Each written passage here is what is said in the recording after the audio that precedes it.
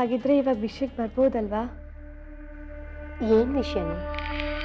ಅಮ್ಮ, ನನಗೊಂದು ಕನಸು ಬಿತ್ತು.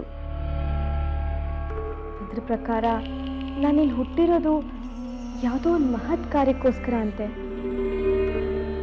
ಅವಧೂತರು ಹೇಳಿದ್ದು ಅದೇ ಅಲ್ವಾ? ಅದೇ ಅವಧೂತು ನನ್ನ ಕನಸಲ್ಲಿ ಬಂದು ನಿನ್ನಲ್ಲಿ ದಿವ್ಯ ಶಕ್ತಿ ಇದೆ, ನೀನು ಮಾಡಬೇಕಾಗಿರೋದೊಂದಷ್ಟು ಜವಾಬ್ದಾರಿಗಳಿದೆ ಅಂತ ಹೇಳಿದ್ರು. ಅದನ್ನೆಲ್ಲ ನಾನು ನಂಬಬೇಕೇನಮ್ಮ? ನಂಬಿಕೆನೇ ಜೀವನ ನಮ್ಮ. ಆದರೆ ಕನಸನ್ನು ಹೇಗಮ್ಮ ನಂಬೋದು? ಹಾಗಂತ ಯಾವುದನ್ನು ತೆಗೆದು ಹಾಕಬಾರ್ದು. ಹೌದಾ? ಹಾಗಾದರೆ ನನ್ನ ಕನಸಿನಲ್ಲಿ ನನಗೊಬ್ಳು ತಂಗಿ ಇದ್ದಾಳೆ. ಅವಳ ಹೆಸರು ನಾಗಲಕ್ಷ್ಮಿ. ಅವಳನ್ನ ಹೆತ್ತವಳು ನೀನಂತೆ.